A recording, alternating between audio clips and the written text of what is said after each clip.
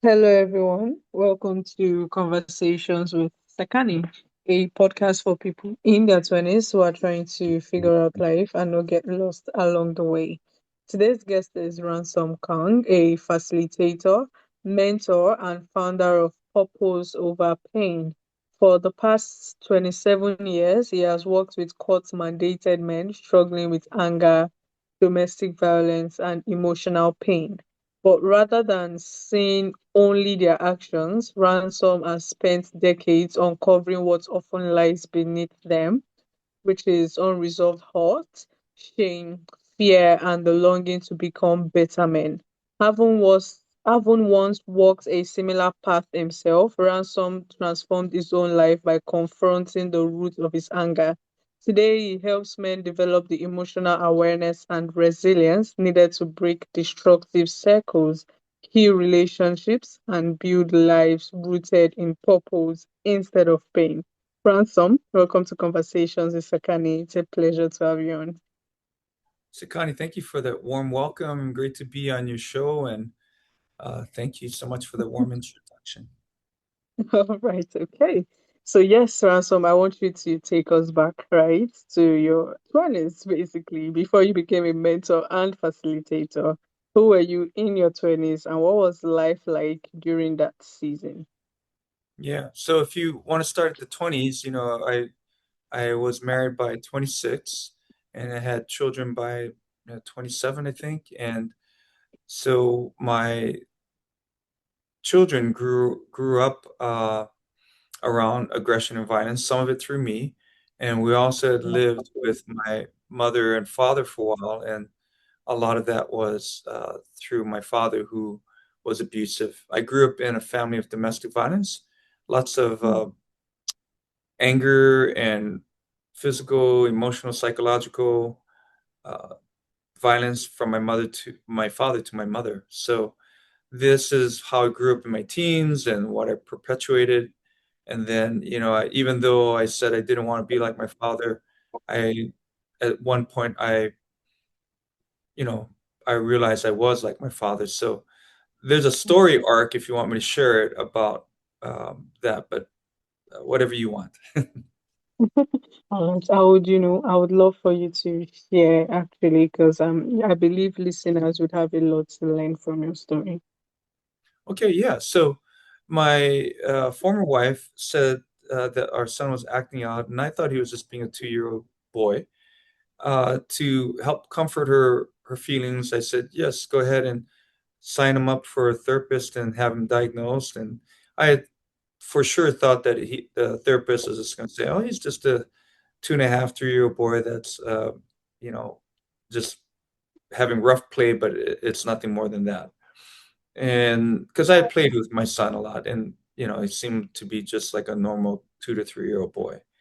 One day, his mother couldn't take him up to the session, so she asked me. I agreed, and then I observed the therapist and my son working with figurines and sand therapy. So it's like role playing. And what I saw was a boy that was scared out of his wits.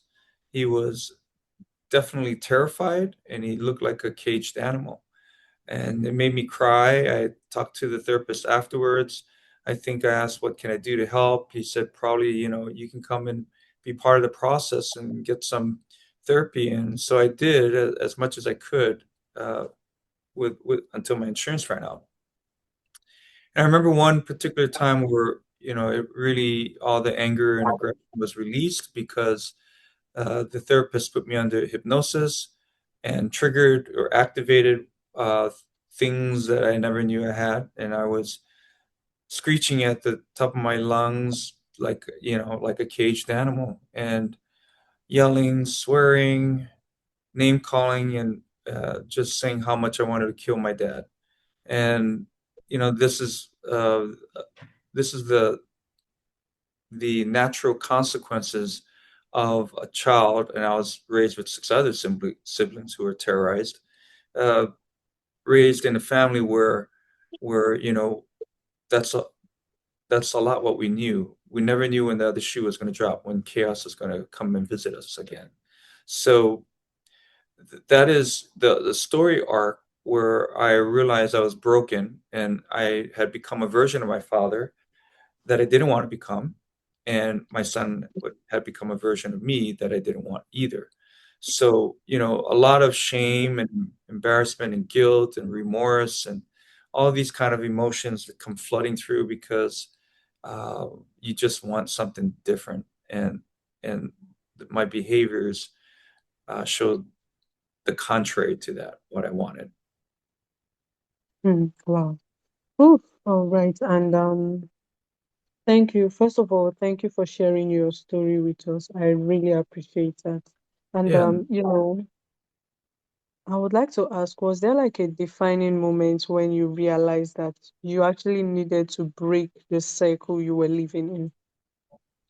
Well, I knew from an early age I wanted to. Again, I just didn't Mm, have the skills or the mentoring and the modeling and structure and a lot of the components that help someone to heal. So I believe that was the defining moment because it really brought out that brokenness that I felt inside. And I didn't think that I could, survive because it's so deeply painful and sorrowful. You just think like sometimes you feel like you want to just die. And the other part feels like, but I just released something that I was holding in for so long that it feels good. So eventually, I recognized that I wanted to take the path of being aware and learning and approaching and confronting. And it's been a rocky road. Sometimes things still come up. About a year ago, I realized that repressed emotion of my mother being sent in an ambulance. And I ran across the street. Now I remember it. It was a windy, dark night, windy, dark, and cold night. And the wind was howling. And all I can remember is I felt so alone. And, so I've had to peel the onion back and cry a little bit and process that because, again, I don't want anything to have victory over me that that I can have victory over it. And in this case, it's victory over the pain, using the pain as a way to heal myself and also help others if it does help. mm, all right. So yes, thank you, Ransom. You're And welcome. I want us to talk about your work now, right? So you've spent nearly 3 decades working with men who were often angry, defensive, or in denial. So what have Mhm. those years taught you about human behavior? Well, human behavior is just based a lot on survival, and what we want to do is learn to change that to feeling and being in a place where we're thriving. So, the human race is optimized for survival and reproduction. It's not optimized for happiness and impact and meaning. That second part comes when we work through the first part. And so what I see in men that come through my doors, you had mentioned that the underlying emotions under the anger, which is an emotion, is fear, shame, and hurt. And those three things need to be processed with compassion and an attentive ear, encouragement, and also confrontation. Many of these men don't have anyone to tell them like, "Hey, did you ever think that that was going to work out well if you kept on doing that?" And they have the a lot of men have these rigid black and white uh, framework of thinking, and so they're kind of blunt. So they like me being blunt. That's the confrontational part. But I'm not blunt, brutally honest. I'm blunt in a way that makes them discover that they can question their own ideas and emotions and behavior and not be shamed for it. But it's more of a exercise of awareness learning. And so uh, the there's a lot of components that go into uh, making this recipe, or a lot of ingredients to making this recipe for success or for healing. I'll stop there and let you refocus the questions. All right. Well, okay. So talking about, focus, right? Your work actually focuses on what's underneath the anger rather than the anger itself. So why is that distinction so important? Because we're human beings, and like women, Mm, we have an emotional range, and there are many facets of a diamond that we as men don't explore. So to be able to have components that help us to heal, one of them is emotional fluency, which is based on emotions that we can name and feel in our body, and also mm, the associated thoughts and the behavior that go with it, and be aware of this dynamic interplay between thoughts, emotions, and behavior, and how it affects ourselves and other people around us. So that emotional fluency, I'll explain real quick, is uh, sitting with it, being okay with it, naming the emotion, and naming what part of the body you might feel it. So nervousness mm, or anxiety might be in the stomach, and compassion and love might be in the heart, and anything of conflicting might be in the brain, and tension might be in my shoulders, and so on and so forth. And these emotions, when we connect with them and say it's okay, what am I going to do with it, right? That helps us to utilize these emotions, which are different types of energy, how we're going to utilize it to make our lives better. So a person who is sad and is sad too long becomes depressed, and if they become depressed too long, sometimes it becomes suicidal. So did they mm, utilize those emotions well? Probably not. They probably didn't catch themselves at sadness and say, you know what, I have, it's going on, it's what I feel. What is the usefulness of the sadness? To do what? And then you figure out what that helps you to do, and then that emotion leaves, right? Because energy, we are energy, and energy is neither created nor destroyed. It just moves, and the way it moves depends on us. So mm, the individual can use that energy of the emotion to, quote, move forward. um, and that emotional fluency, right, means that you are able to name the emotion and the intensity. So, like for mm, instance, there are different levels of anger. You can have low level anger, which is frustration, and high level anger, which might be fury or mm, rage, and other mm, emotions in between. And when we are able to articulate that and express it to other people, then what happens is that they are gifted, because now they feel like Ransom is telling me something that he probably hasn't told many people. Well, it's the first time he's telling me. He's entrusting me with this. I do feel special because I can tell something very vulnerable. And they're going mm, to like that. The vulnerability paradox is that we think what we share, other people are going to throw back at us. And normally they don't, especially people within your inner circle.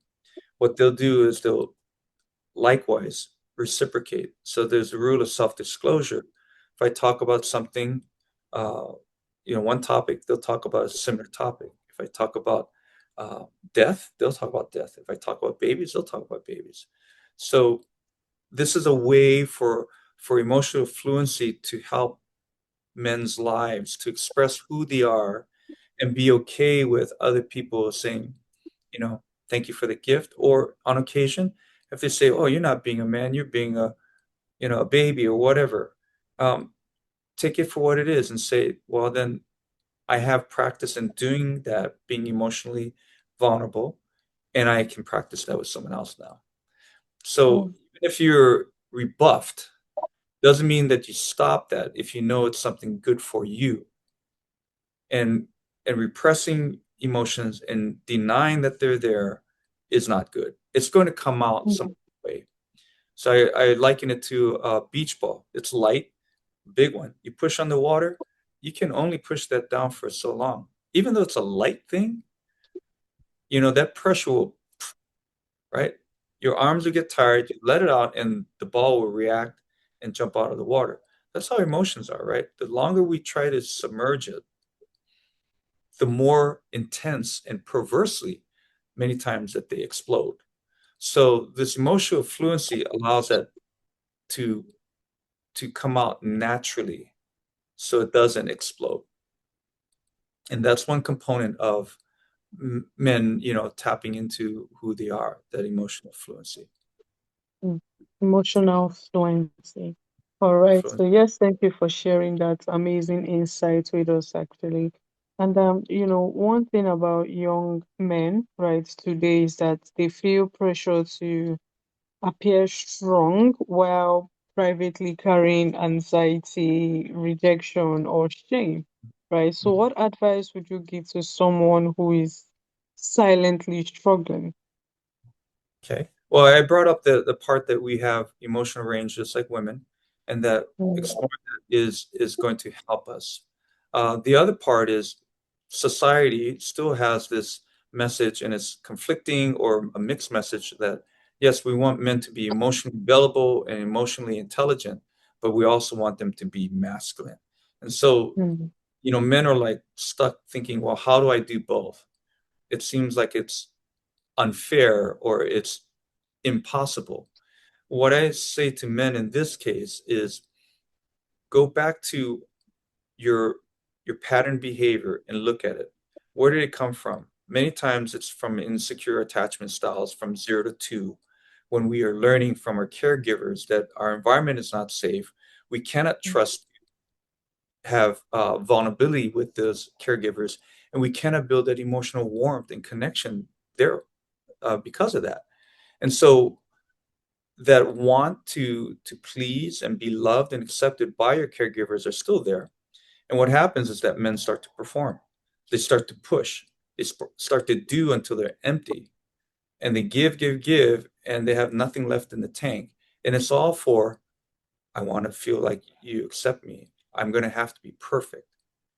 I want to feel like I belong. And they carry that into their adult relationships. So what I'm saying is go back to wherever you need to go.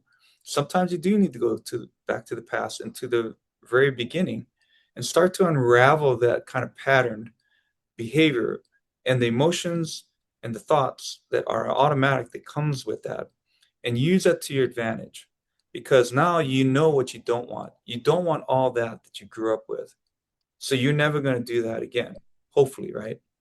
And now you know where you're mm, at, and you have to have the pull factor. What is my mm, purpose? Why do I want to do what I want to do? That is the traction. And whatever you want so badly, you'll focus on, that will expand. So mm, the idea that there's a pool of like, this is what I want now. Now I can transform all those negative, you can term it as negative experiences, and then turn it around. Now, in the future, you look back at those negative experiences and reinterpret them as they weren't that bad. Why? Because you looked at the glass half full. You saw the gratefulness of the lesson. You learned the lesson, you applied the lesson, and that's the wisdom of your experience. So now you have that pull factor that's pulling you, and you're like, now I get it. Now I'm getting it, meaning like my life is feeling more um, like I don't have to perform, and I don't have to perform for women either, because who I am, right, will be attractive enough for a woman. mm. Exactly. Wow. Ooh. All right. So yes, thank you, Ransom, for that amazing one. And finally, I want you to talk to someone out there because that's Mhm, like the sole purpose of my podcast, to give mhm, advice to the young ones. So for every young person listening to our conversation, what would you mhm. want to be the takeaway, or should I say one lesson they will take about, healing relationships and becoming a better person? Mhm. Yeah, so I'll give a little bit of context, right? The opposite of Mm, connection in emotional connection is addiction and addictive mm, behavior. And most people will choose addictive behaviors if they don't feel like they can emotionally connect. And they become adversary. So people might have pornography, drinking, drugs, over the counter drugs, eating, gambling addictions, right? And that is all isolationist type of activities that don't allow one to connect. So the younger generation also has a additional um, issue, possibly, depending, right? You just have to use it for you.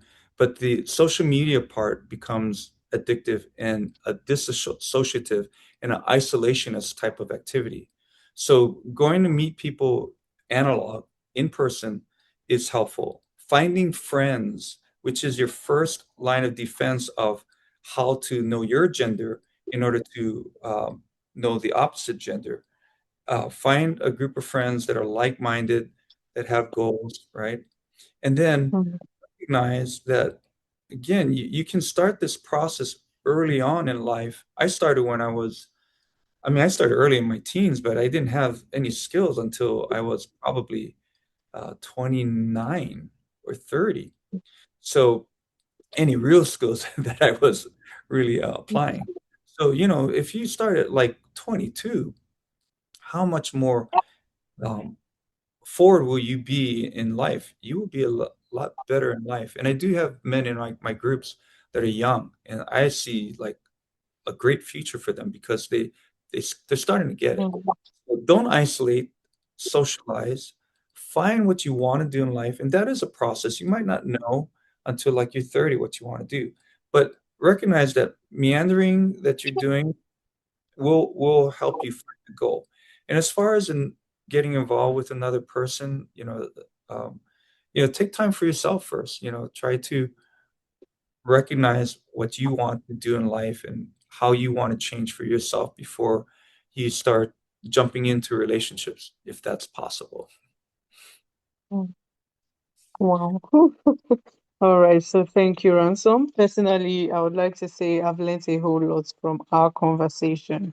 Even though I'm not a man, but I feel like it's still, it can be applied to a woman also when it comes to, your emotions, basically. So yes, thank you. And finally, before you go, where can listeners get to, learn more about you and also connect with you? Thank you. On Instagram, it's Purpose Over Pain. I think the same for Facebook. I'm also on LinkedIn and X. And then my two Mm, sites, purposeoverpain.life and Tethered is under the URL come tethered, like, come over here and let's join together. So cometethered.com. And I'd love mm, to interact with anybody who has questions or might have some comments. So thank you very mm. much for that. Mm. You're welcome. And I'm gonna put the link in the show note, like you said, purposeoverpain.com. I'll put the link in the show notes so it's easily accessible for listeners. Right. And to my listeners, I want to say thanks for tuning in to Conversations with Sekani. If this episode sparked something in you, just as it did in me, make sure to share to someone who you think might need this. And also, subscribe so you don't miss out on new episodes. Once again, thank you, Ransom. Do you have a wonderful day ahead of you? You too. Thank you, Sekani, for having me for this interview, and thank you for your audience for listening. Aloha. All right. Take